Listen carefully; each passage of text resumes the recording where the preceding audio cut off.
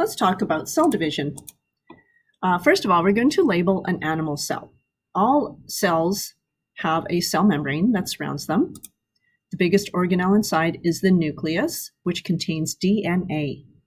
The DNA, when the cell is not dividing, is in a form called chromatin. Chromatin is uncoiled or uncondensed DNA. It is present during the cell cycle phase called interphase. Also in the nucleus is the nucleolus, which makes RNA and ribosomes. There are two centrioles, and these are active during cell division. Vesicles are for storage. Ribosomes are for protein synthesis. So that's where protein is put together. The amino acids are joined inside the ribosome. The mitochondrion makes energy through a process called cellular respiration. During cellular respiration, glucose is burned with oxygen to make CO2, H2O, and the energy called ATP. The Golgi apparatus packages. Perspectives in Bio30 include social or societal perspective, which relates to society as a whole and a large group of people. Cultural perspective relates to behaviors, beliefs, and other aspects characteristic of a particular group of people. Environmental perspective relates to aspects of ecology, including ecological management and human effects on the environment. Ethical perspective relates to moral principles and a sense of right and wrong. Economic perspective relates to the cost, benefits, and associated effects of the application of a particular technology. And technological perspective relates to useful applications of science. The genetic information of a cell is contained in its DNA in the nucleus. When a cell is preparing to divide, DNA is coiled around a histone protein and then condensed and packaged to form a chromosome. Chromatin is long strands of DNA wrapped around beads of protein. When a cell is getting ready to divide, the chromatin coils up and forms thicker strands called chromosomes. So here we have a chromosome. When it's not coiled, it is called chromatin, which are wrapped around histone proteins, and that is made of DNA. A karyotype is a chromosome map, a map of all the chromosomes in every single cell of a body. We can tell this one is human because there are 23 pairs of chromosomes. Females in their last set have 2 X chromosomes, and males have an X and a Y chromosome. Each pair of chromosomes are called homologous chromosomes. They are similar, but not identical. You get one from your mom and one from your dad. Humans have 46 chromosomes, or 23 pairs. 44 of them are autosomes, so that refers to numbers 1 through 22. Okay, autosomes are chromosomes 1 through 22. The last two, number 23, are the sex chromosomes. Females are XX and males are XY. Okay, here we're looking at a pair of homologous chromosomes that are single. So chromosomes can look as one single line, or they can also look like an X. They are still called a chromosome. In this pair of homologous chromosomes, one is inherited from the male parent and the other from the female parent. So we call the male one the paternal homologue, and the one from the female the maternal homologue. A genetic locus is the location of a particular gene on a chromosome. At each genetic locus, an individual has 2 alleles, one on each homologous chromosome. So alleles are different forms of the same gene. We can see on these chromosomes, they show us chromosomes R, P, A, B, and C. Homologous chromosomes carry the same genes at the same location or locus, one from mom and one from dad. Even though homologous chromosomes look alike, they are not identical because they carry different forms or alleles of the same gene. Ploidy refers to the number of copies or sets of each chromosome in a cell. Diploid means there are 2 copies of each chromosome, and haploid means there is 1 copy of each chromosome. Diploid is the total number of chromosomes in every somatic or body cell of an organism.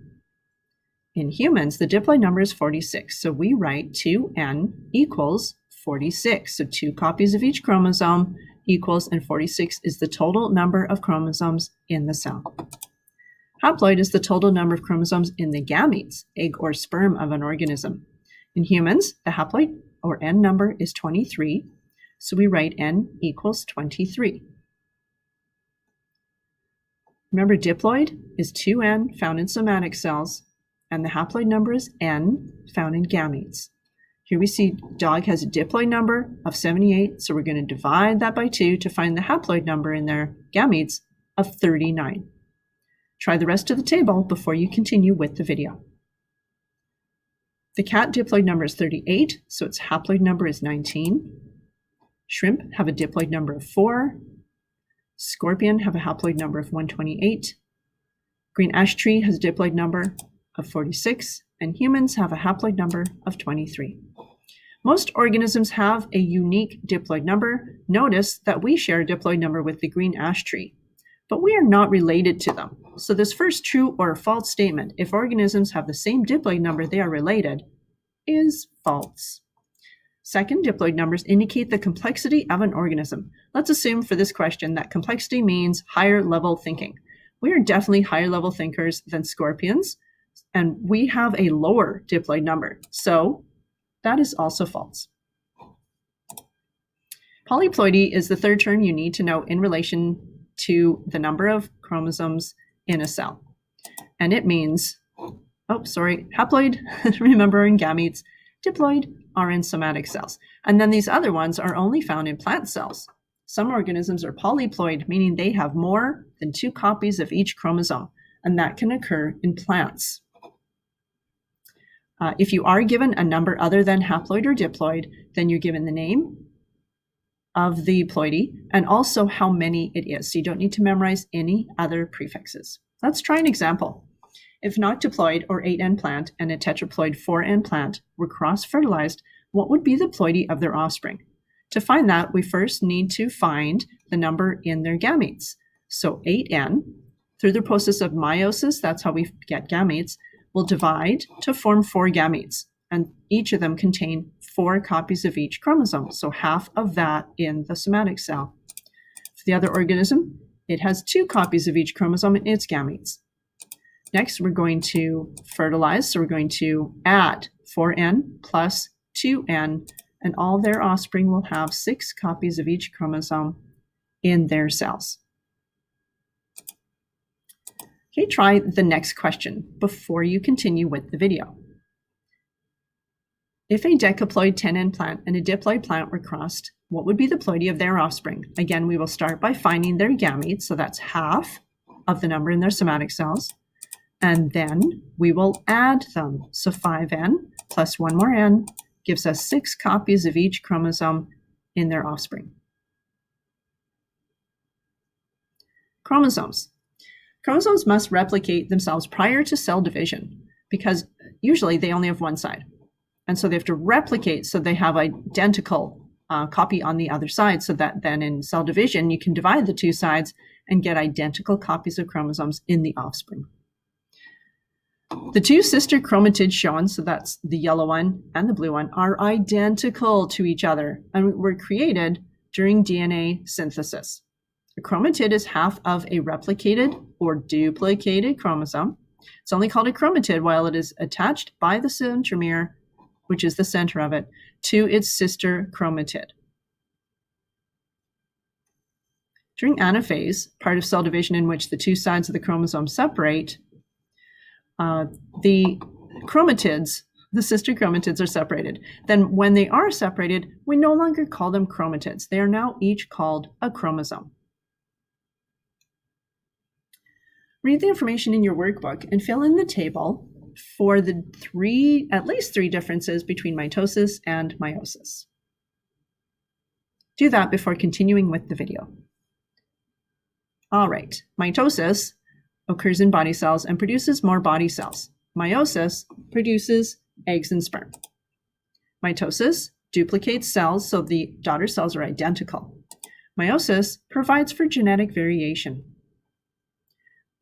Abnormal meiosis results in cancer, whereas abnormal meiosis is called non-disjunction and can produce a child with Down syndrome.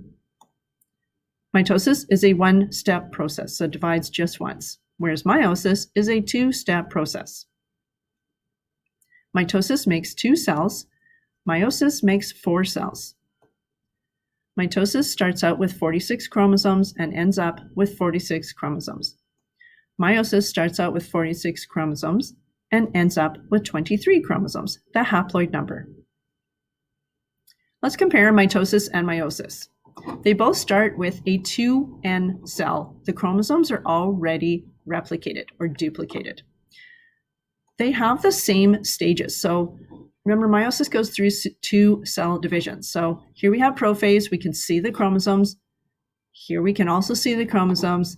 And this prophase, same thing. So they look somewhat similar. The next phase, metaphase, notice how the chromosomes in all 3 are lined up in the middle. Next phase is anaphase, in which we can see the chromosomes pulling apart. So A for apart. And finally, telophase is the beginning of the cell dividing into 2. And we can see this dent here. It's called a cleavage furrow, again, in all 3 of them. And then finally, cytokinesis refers to the cells dividing into 2. For mitosis, it's 1 division to produce 2 identical cells. And in meiosis, it's 2 divisions to produce 4 different gametes.